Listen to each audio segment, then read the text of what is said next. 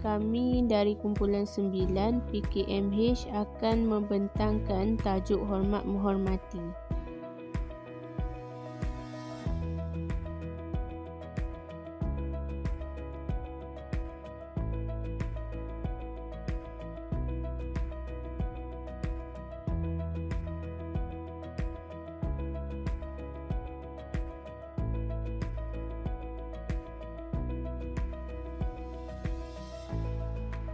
Pertamanya, tujuan kami memilih nilai hormat menghormati kerana nilai ini dilihat semakin pudar dalam kalangan masyarakat.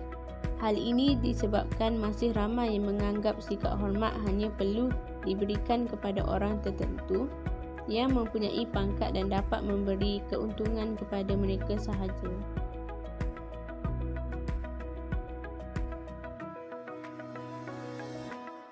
Namun, apakah definisi sebenar hormat menghormati? Secara amnya, hormat menghormati membawa maksud perbuatan khidmat atau takzim kepada seseorang. Sikap hormat menghormati dapat mewujudkan masyarakat yang hidup dalam keadaan aman dan damai. Hal ini menunjukkan pentingnya nilai hormat dalam masyarakat.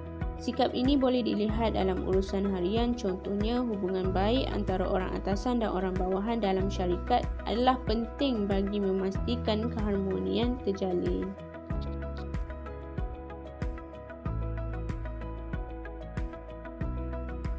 Persoalannya, bagaimanakah hendak memupuk nilai hormat menghormati? Semua pihak hendaklah memainkan peranan. Yang pertama adalah ibu bapa. Sebagai ibu bapa yang bertanggungjawab, mereka hendaklah mendidik anak-anak supaya mempunyai sikap hormat menghormati sejak kecil. Bab kata pepatah, meluntur buluh biarlah dari rebungnya. Ibu bapa juga merupakan suri teladan kepada anak. Oleh itu, mereka hendaklah memberikan contoh yang terbaik buat anak mereka.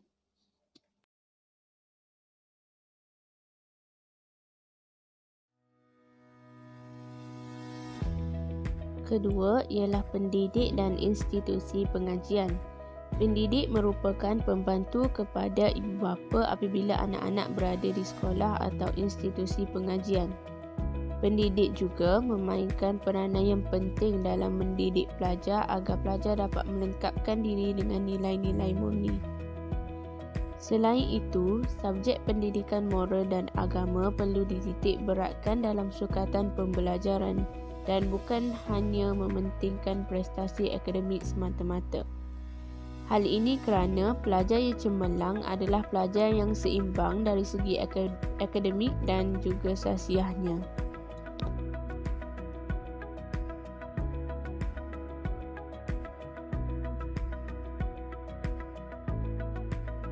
Cara untuk mengamalkan sikap hormat menghormati dalam masyarakat adalah yang pertama, melatih diri supaya mengamalkan sikap sabar dalam kehidupan.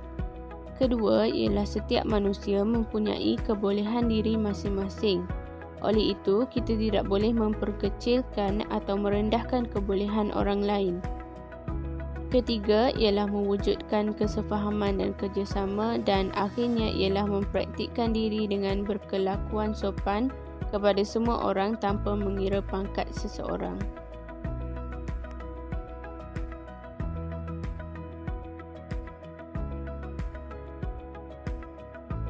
Contoh sifat hormat menghormati adalah memberi layanan mesra, sopan dan saling menghargai antara satu sama lain. Sikap hormat layak diberikan kepada sesiapa sahaja, sama ada tua maupun muda. Selain itu, dalam pergaulan juga kita disarankan untuk berakhlak mulia seperti bertutur kata sopan dan berperilaku yang baik.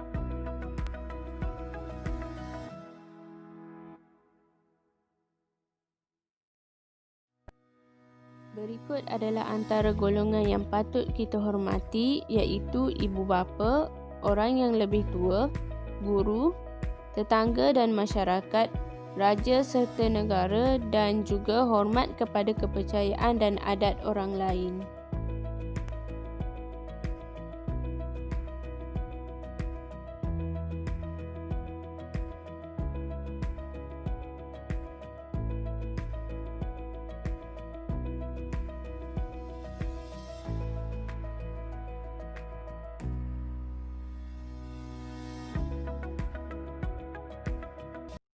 Kepentingan sifat hormat menghormati dapat dilihat dari segi aspek keluarga, masyarakat dan juga negara.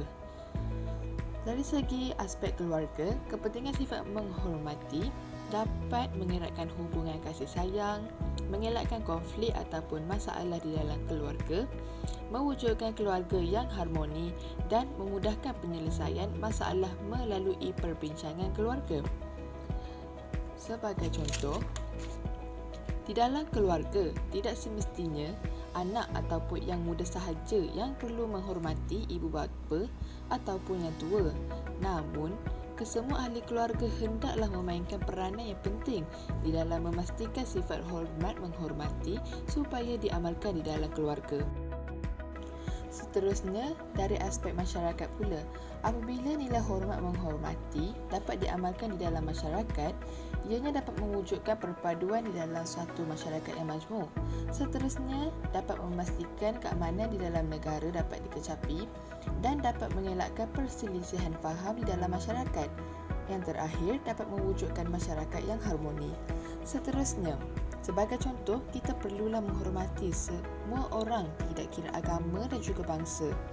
Sekiranya amalan hormat menghormati ini dapat diamalkan oleh semua rakyat Malaysia, masyarakat yang harmoni, aman dan damai sudah pasti dapat wujud. Yang terakhir, dari aspek negara, hormat menghormati dapat memastikan kemajuan dan kesejahteraan negara. Selain itu, ianya dapat merancangkan perkembangan ekonomi negara. Dan yang terakhir, dapat mengekalkan kestabilan politik di dalam negara.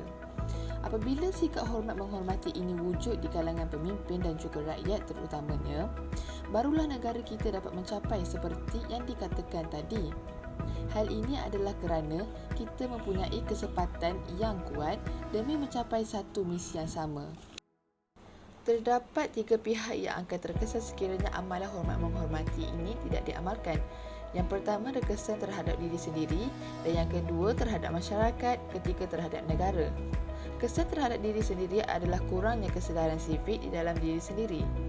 Apabila kurangnya kesedaran sivik di dalam diri, kita pasti akan dipandang serong oleh masyarakat sekeliling. Seterusnya, kita tidak akan dipercayai oleh orang sekeliling kita. Sekiranya dilihat dengan lebih luas, hal ini boleh menyebabkan kemurungan kepada seseorang. Sebagai contoh, apabila diri kita tidak dipercayai oleh orang lain, sudah pasti kita akan merasa diri kita sunyi dan kemurungan. Hal ini boleh menyebabkan stres kepada seseorang itu sehinggakan ianya boleh menyebabkan kepada kehilangan nyawa. Seterusnya adalah kesan kepada masyarakat. Keruntuhan akhlak dalam masyarakat akan wujud sekiranya amalan ini tidak diamalkan. Seterusnya, wujudnya jurang antara golongan tua dengan golongan muda dan berlakunya perbalahan antara masyarakat akibat tidak mempunyai kesefahaman yang sama dan tidak menghormati pandangan orang lain.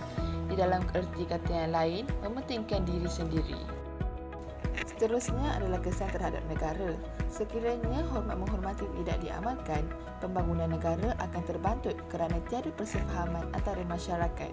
Selain itu, kes jenayah di dalam negara juga akan meningkat. Dan yang terakhir adalah pandangan serong daripada masyarakat luar.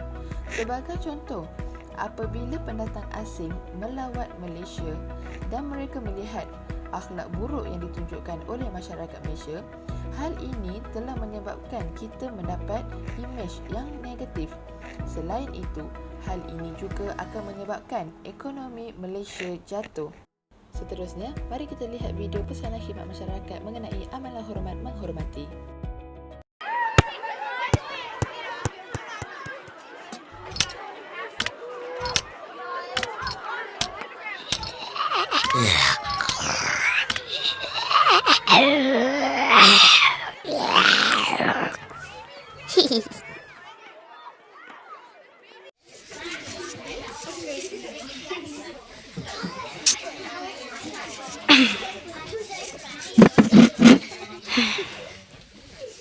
Cikgu, kenapa saya perlu duduk sebelah budak AIDS ni?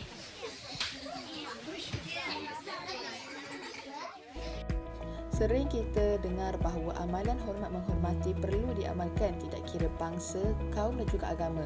Namun perlu diingati supaya menghormati seseorang itu juga amatlah penting, tidak kira bagaimana keadaan dia sekalipun.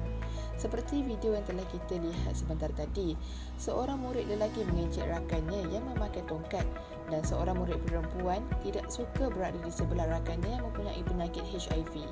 Banyak lagi perkara yang boleh dilakukan tanpa menyebabkan seseorang itu terasa. Sebagai contoh, murid lelaki tadi boleh sahaja membantu rakannya untuk berjalan dan murid perempuan tadi, sekiranya dia benar-benar tidak mahu duduk di sebelah rakannya itu, dia boleh membicarakan hal ini kepada cikgunya secara peribadi. Oleh yang demikian, dapat kita simpulkan bahawa hormat menghormati adalah satu nilai yang baik dan sewajarnya harus diamalkan oleh setiap manusia di muka bumi ini. Ianya kerana mempunyai banyak kebaikan dan membawa kepada kesejahteraan hidup bermasyarakat. Akan tetapi, jika tidak mengamalkan nilai murni tersebut, nescaya banyak kesan yang negatif yang membawa kepada perpecahan akan berlaku. Akhir sekali, bagi mencapai perpaduan hidup bermasyarakat hormat menghormati adalah satu kunci demi mencapai matlamat